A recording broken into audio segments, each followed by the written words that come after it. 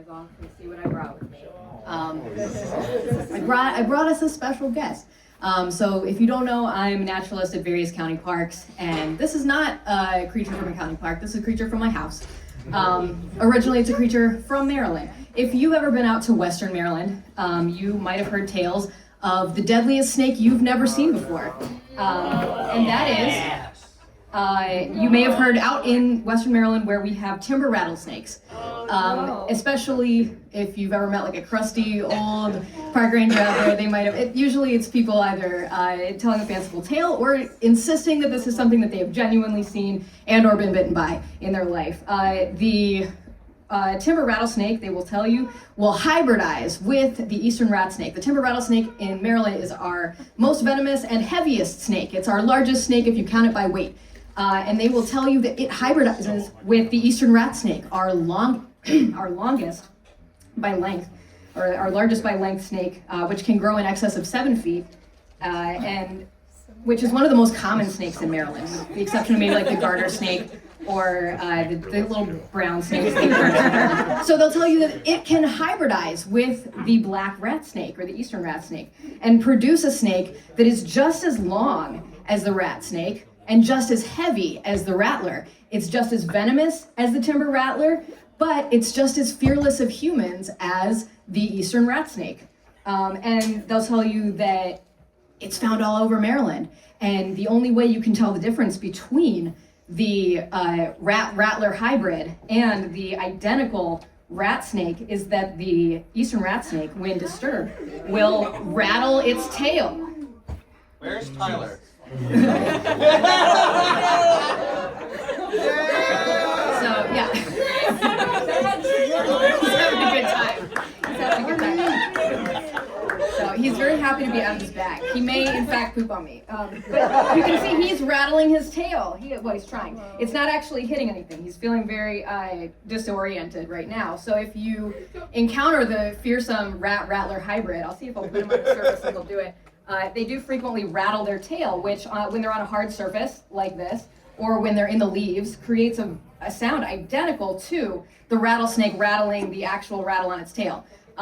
This story that I've told you is like 100% fake. There is no such thing as a rat-rattler hybrid. So I promise you this snake is 100% harmless, but people will absolutely tell you that rat-rattler hybrids exist. Why does this story persist? So many people have told me this story like completely straight-faced. People have often told it to me in jest, but a lot of people will tell you this story like completely seriously and insist that they have seen it, and the reason that they know it's true is that in winter, when snakes come together to hibernate, frequently eastern rat snakes and timber rattlers hibernate together, mating and producing hundreds of venomous babies. The first part of that story is totally true.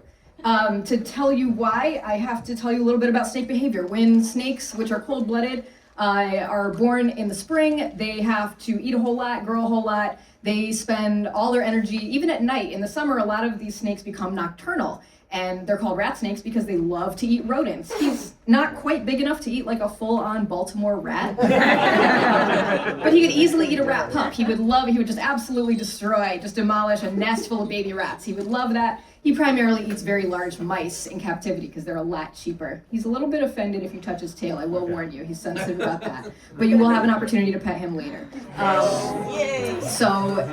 In summer, they spend a lot of their time, they come out at night, and they eat as much as they can. They're great hunters because they have a really excellent sense of smell, like pretty much every snake does. Okay, you're being a little inconvenient, but thank you. You'll notice him sticking his tongue out. They actually smell more through the roof of their mouth than through their nose. They have what's called a vomeronasal organ up there, and the forked tongue, the reason that snakes and lizards generally have a forked tongue is that it gives them stereo smell. Where they stick each side of that tongue up into each side of that organ. It looks like a pair of nostrils up in the roof of their mouth. And it lets them know which side they have received stronger sense signals from. So they spend their evenings getting big and fat and growing. And the reason that you don't see snakes up north is that generally there's not enough warm months for hatchlings to get big enough to survive winter. So when winter comes, usually in Maryland, it's around September or November that snakes start considering finding a place to hibernate. being cold-blooded, they really need to get somewhere warm so that their blood doesn't freeze. But at the same time, when they slow down in the winter, when it gets actually cold, usually in December, not this year, but December, January, when it gets genuinely cold and a lot of those nights are below freezing, they need to be somewhere warm-ish, at least 50, 60 degrees. And if they go underground a little bit, caves are a really popular place for snakes to hibernate, and so are your basement. Snakes love to be up inside a house, and this is when the time of year the snakes start coming into people's houses. But a really good snake den, also known as a hibernaculum, plural hibernacula, a really good snake den can become really popular with a lot of snakes. For example, garter snakes, which sometimes hibernate by the thousands. If you have like an abandoned building and one snake finds it, they will scent out all their other friends and bring them all to their favorite party spot for winter. Exactly.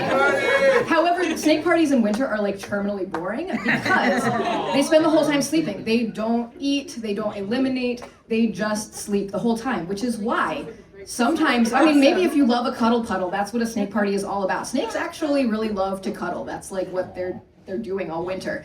And when it comes to species, they don't give a shit because no one is eating anybody throughout the whole winter. It doesn't matter how different species you are, whether you are a pit viper like the copperhead of the rattlesnake, or a colubrid like the black rat snake or a garter snake or somebody else like that. It doesn't matter what kind of snake you are because everyone is just gonna be sleeping. And it doesn't matter, so you can curl up next to your very deadly buddy, the copperhead or rattlesnake. I guess copperhead less deadly than rattlesnake, but still generally not someone you would want to cuddle with the rest of the year. And they'll spend months and months, usually from December all the way up until March, sometimes even April, in that hibernaculum until it's generally really warm during the day.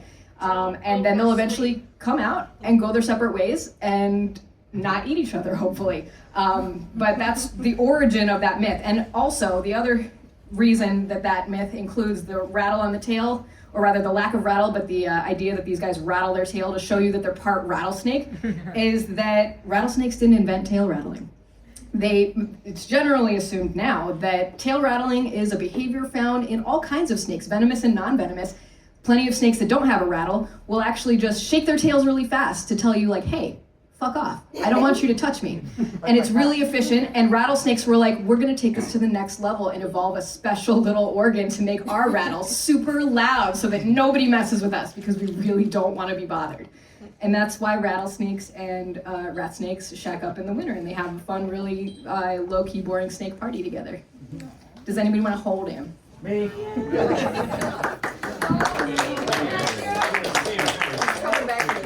What's the name of your snake? Oh, his name is Mousetrap. I will tell you why that is real quick. So, Winston, hold him up so you can see him. Mousetrap was found in a glue trap in Parkville. My former roommate called me and asked me if I knew how to mercy kill a snake because they had found a snake that was in a really bad way. And I said, well, why do you have to kill it? Let me take a look at it. And I came out there and the snake was in a really bad way. He'd had all of his skin stuck to a glue trap. He'd been in there for probably over a week. He was very dehydrated. He was very unhappy, but he was also small enough that he could fit inside a glue trap, like one of the little ones. And everyone in this, big burly shipping warehouse was terrified of him. And I said I could probably let him go give him a drink of water and maybe see if he makes it. And they were all adamant that I not. And I take him as far away as possible because he was a rattlesnake that was gonna kill them. So I took him to my house and I fed him and I was intending to let him go. And then everybody fell in love with him, and now he's an ambassador animal that I take to parks because he's really chill and he's really nice, and he will let you hold him. He also really likes to eat mice, so that's another reason why he's named Mousetrap, is that he's really good at eating. Let's put our hands together for Mel Tillery and Mousetrap! Thank you, Mel.